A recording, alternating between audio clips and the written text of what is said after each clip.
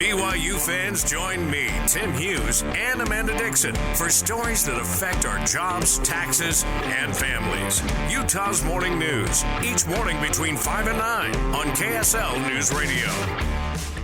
Welcome back in. It's Cougar Nation. We're breaking down the win over Kansas State, and a little later in this hour, we'll take a look ahead at tomorrow night's game as the Cougars host the UCF Knights, their first repeat performance in Big 12 conference play. But right now we want to get to the question of the day and to your phone calls. You can call in at 801-575-8255. Give us your thoughts on the win, or you can answer this question. What has been the biggest surprise to you during BYU's first 10 games in Big 12 play? Mitch, right now let's get out to the phone line. We'll start with our dear friend Linda. We hear from her every week. Linda, how are you doing today? I'm doing real good. Thanks, appreciate it. What do you want to talk about? I wanted to talk about the game the other night. It was wonderful, I thought, and I was so proud of Foose that he scored all those points, and then at the end, I was so proud of Jackson Robinson for hitting that shot at the end. I was so panicked when we were only leading by 2 points.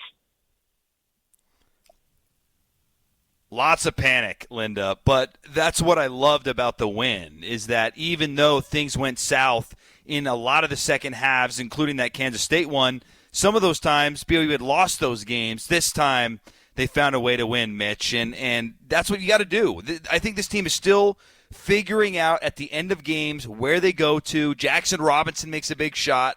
They did a great job in that last minute of executing to get that win.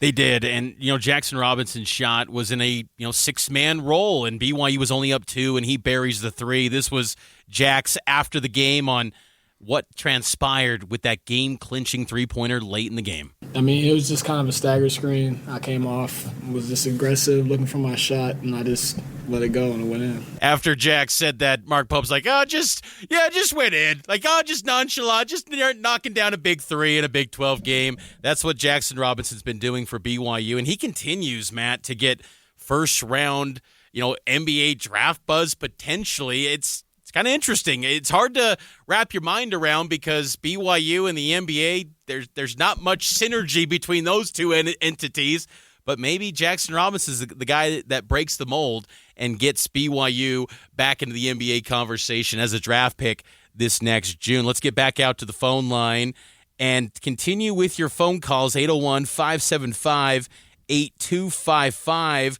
Let's bring on Michael from Texas. You want to answer this question of the day, Michael? Yeah, thanks for taking my call, guys. I think for me, this season has been interesting in terms of, I actually was kind of expecting us to do better than we thought. And I think because, at the end of the day, 18 to 24-year-olds are 18 to 24-year-olds, and you just think about the excitement of playing in a league like this can help your focus and help you be, help your intensity. I always say with football and basketball, we underrate some of these no-name schools, how hard it is to beat them consistently. It's a grind to have to really be intense and focused for a Pepperdine every week or a Pacific, and they have some good players that could knock down shots, and that's the college game is getting baskets. So I'm not too surprised by that. I think what I am surprised is two things, just from a team perspective. The defense BYU plays is very surprising in terms of I don't think I've ever seen a BYU defense this cohesive ever. I haven't been following my whole life. I'm a recent BYU fan, but I'm just shocked. I'm shocked at how good the defense is. And then on the offensive end, I think the thing that surprises me is that we have an answer for everything against anyone in the country. We have an answer if they want to cover our three-point shooters. We have an answer if they want to double the post. We have an answer if they want to try to take out our best player. We have an answer for every single thing someone can shoot at us. So I think those are the most surprising things to me. But it's been a great year and exciting for the boys. Michael, when did you become a BYU fan? Yeah, it's interesting. So I actually I covered BYU for the paper when I was at BYU, and I covered during Jimmer's first year. And I actually called the office to interview Jimmer, and I think it was Kyle Chilton at the time told me, he said, Jimmer's getting calls from Sports Illustrated. I don't know if he's really going to want to talk to the school paper. And I said, okay. And then he called me back 2 minutes later, and he said, Jimmer will give you an hour tomorrow. Oh. And ever since then, I started to, I really liked him and started to follow the team. And then I was like, wow, maybe I can get into BYU sports. So I started around then. Well, Michael, appreciate the call and the insight. And I think, to your point, since that time with Jimmer, you're right. Defensively, this is far and away the best BYU defense that BYU's had in that stretch. Because I can think back to some Steve Cleveland teams in the Mountain West era where, they were consistently holding teams to about 55, 60 a game.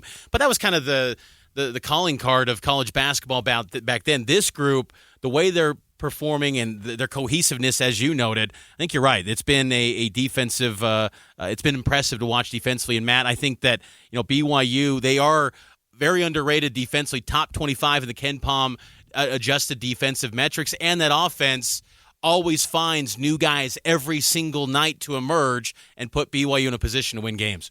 They defend the three ball well, Mitch. They held Kansas State to 26%. They had 9 steals in the win against the Wildcats as well. On the perimeter, I think they're really underrated. Spencer Johnson, a great defender. Trevin Knell improved as a defender. So, yeah, I think it's a good point defensively. This team has stepped it up. Back to the phone line, Mitch. Dan from Layton. What do you got for us, Dan? Hey, I have a question, actually. I've been curious about this on their lineup and on their the way they've been playing with Foose and Khalifa both. Now that Foose is back 100% more, has Mark Pope ever addressed, not that I've heard anyway, has he ever addressed playing them both together? Playing Khalifa at the high post and let Foose run the baseline and open up the threes, get a little bit more open on the outside. Yeah, thanks for the call, Dan. He has addressed that. Mark did know, Coach Pope said that they've only had 3 practices this year where they've been able to have Khalifa and Foose on the floor together, because it's been unusual how when one is in the lineup in practice, the other has been dealing with an injury or an illness.